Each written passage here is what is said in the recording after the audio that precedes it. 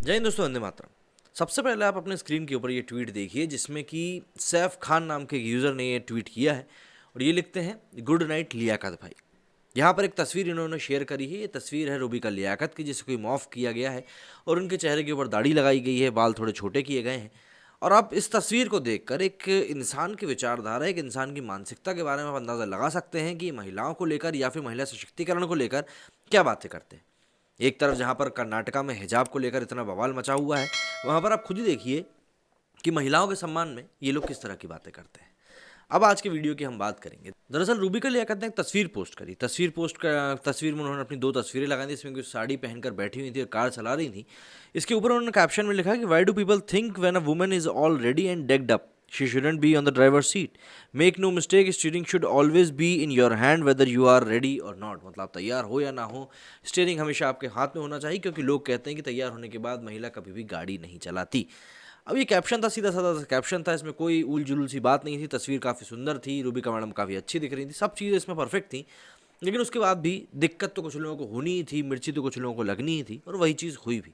और रूबिका लियाकत के साथ भी यही हुआ। और कमेंट सेक्शन देखते ही देखते उनका किस तरह की बातों से भर गया, ये इसी वीडियो में हम लोग बात करने वाले हैं। साथ ही साथ कुछ ऐसे ट्वीट्स भी देखेंगे जिसमें लोग अपनी खुद की मानसिकता, अपनी विचारधारा को दुनिया के सामने इस तरीके से पेश कर रहे हैं जैसे न जाने वो कितना अच्छा काम कर रहे हैं। टीवी पत्रकार रूबिका लियाकत ने 5 मार्च को सोशल मीडिया पर एक फोटो अपलोड की। तस्वीर में वो साड़ी पहने, माथे पर बिंदी लगाए और बालों में गजरा लगाए कार ड्राइव करती हुई नजर आ रही थी। इस तस्वीर को देखकर कई लोगों ने उनकी तारीफ करी, लेकिन इस्लामी कट्टरपंथी एक बार फिर इसे देखकर बिदक गए।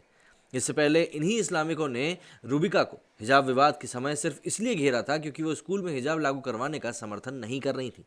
बता दें कि रूबिका ने अपनी तस्वीर के साथ लिखे ट्वीट में महिला सशक्तिकरण पर बात करते हुए कहा कि एक महिला के पूरी तरह से तैयार होने के बावजूद लोग क्यों सोचते हैं कि उसे ड्राइवर की सीट, मतलब गाड़ी चलाने वाली सीट पर नहीं होना चाहिए। कोई गलती ना करें और स्टीयरिंग हमेशा अपने हाथ में रखें, चाहे आप तैयार हों या ना हो। गाड़ी, स्टीयरिंग, ड्राइवर सीट को लेकर किए गए इस ट्वीट में रूबिका महिलाओं को अपने फैसले खुद लेने, अपने जीवन की गाड़ी का खुद हैंडल करने की बातें कर रही थी, लेकिन इस्लामी कट्टरपंथियों से ये बर्दाश्त नहीं हुआ। रूबिका की तस्वीर पर देख सकते हैं कि कैसे कुछ कट्टरपंथी हमेशा की तरह उनके लुक्स की तुलना एक पुरुष से कर रहे हैं और उनका मजाक बना रहे हैं। भाईजान, साड़ी में आप बिंदास लगती हैं, वैसे आप बदमाश तो हैं ही। आप अपनी मर्जी से साड़ी पहन सकते हो, लेकिन कोई लड़की अपनी मर्जी से हिजाब भी नहीं पहन सकती। एक तरफ आप इस ट्वीट के जरिए महिला शक्तिकरण की बात कर रही हो, दूसरी तरफ आप प्रियंका जी का मजाक उड़ा रही हो। तो वहीं एक और यूजर ने उनकी तस्वीर पर लिखा कि आज गोदी मीडिया की हालत उस बाजारू औरत की तरह हो गई है, उसे लाख अश्लील गालियां दो फिर भी बुरा नहीं मानती। भाजपा के गोदी कोठों का मुजरा भाजपा के लिए जोरों पे, इसलिए रूबिका लियाकत भाजपा पे एक आग थू बनता है। मतलब अब देखिए किस तरह की भाषा का ये लोग उपयोग कर रहे हैं।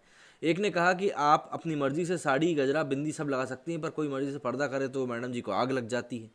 मोहम्मद अशहर ने लिखा कि अरे रे खत्म, अब किलर लुक और पोज धूम रूबिका, अब तो सत्ता में उतर जाओ मीडिया जॉब छोड़कर। एक यूजर ने लिखा कि जब तुम नफरत फैला सकती हो तो कार दौड़ाना तो बाएं हाथ का खेल है। एक ने रूबिका को लिखा कि इसका स्टीयरिंग तो खुद बीजेपी के हाथ में है। नजीम शाह ने लिखा कि दलाली की कमाई से लोग क्या कुछ नहीं कर लेते। मैं तो कहता हूं कि ये ईडी वालों को कुछ दलाल पत्रकारों के घर भी छापा मारना चाहिए और 10 साल के रिकॉर्ड की कमाई की जांच करनी चाहिए। इस तरीके से लोगों ने ट्वीट करना शुरू कर दिए और ट्विटर के ऊपर कुछ ऐसे ट्वीट्स भी निकल के आए जो कि रूबिका को कहीं हद तक समर्थन भी दे रहे थे और कुछ में उनकी बुराई भी चल रही थी। तो कुछ उन ट्वीट्स की तरफ भी हम लोग नज़र डाल लेते हैं कि उन लोगों ने क्या कुछ कहा था। तो देखिए, इसमें ऐसा कुछ नहीं है कि रूबिका लियाकत ने कुछ गलत किया था, लेकिन क्या होता है जब इंसान की मानसिकता ही खराब हो तो उसको सब गलत ही दिखता है। जैसे कि कहावत है ना कि सावन के अंधे को सब हरा ही हरा दिखता है, ठीक उसी तरीके से।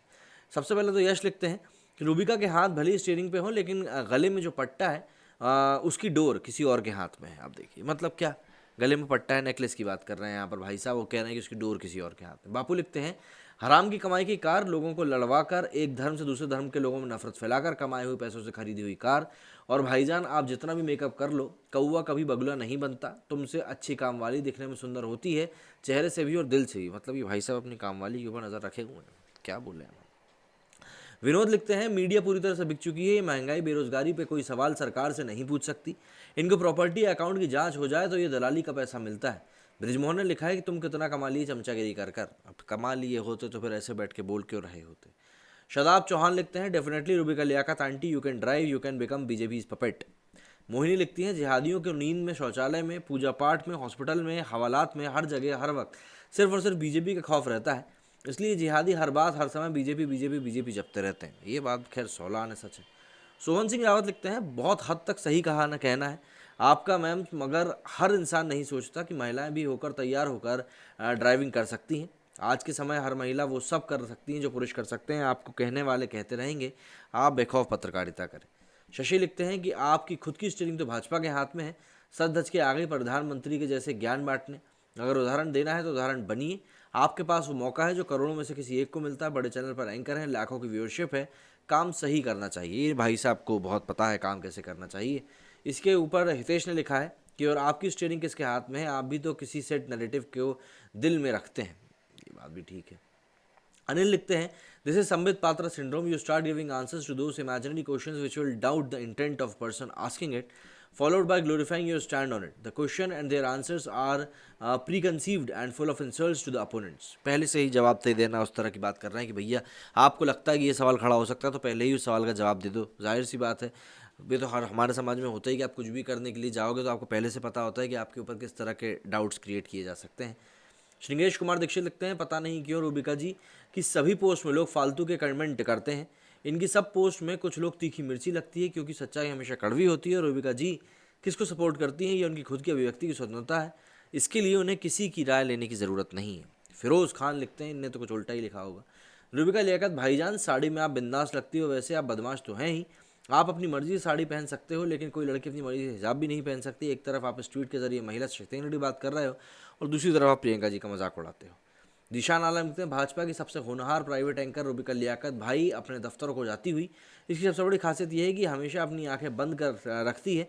देश में चाहे जो भी हो जाए, सिर्फ जो पापा बोलेंगे ये वही करेगी। दिशान वैसे हर मुद्दे पर बोलते हैं, ऐसा लगता है। राकेश, जो पर्दे में रहते हैं वो केवल पर्दे के अंदर बच्चे पैदा कर रही हैं और जिन्होंने केवल शरीर ढकने के कपड़े पहने हैं वो अच्छों को राज पर्दाफाश कर रही हैं। आपको नमस्कार करता हूँ रूबिका जी। इंतखाब अहमद लिखते हैं, इतनी महंगी कार, इतने महंगे कपड़े, इतना महंगा मेकअप न्यूज़ एंकर की इतनी कमाई से ये साफ दर्शाता है कि ये पैसा सच्ची मेहनत का नहीं है। बाकी भाई लोग आप खुद ही समझदार हो। इंतखाब अहमद, अगर आप ये चीज़ जानते कि मीडिया में कितना पैसा है तो शायद आप भी वो मीडिया का कोर्स कर लेते, लेकिन आपने वो मीडिया का कोर्स किया नहीं, लेकिन क्योंकि आपका शायद पढ़ाई में उतना मन नहीं लगा होगा।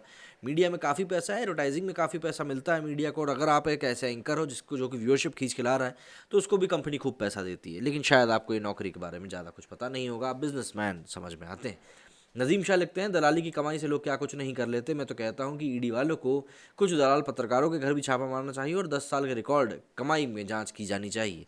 इनको ईडी के बारे में ज़्यादा आता पता ज्ञान है नहीं और बातें करा लो इतनी बड़ी बड़ी। तो देखिए इस तरह के रिएक्शंस निकल कर सामने आते हैं और फिर बस बुरा इसलिए लगता है कि एक तरफ तो आप महिला सशक्तिकरण की बात कर रहे हो और दूसरी तरफ आप खुद ही देखिए क्या कुछ आप किए जा रहे हो।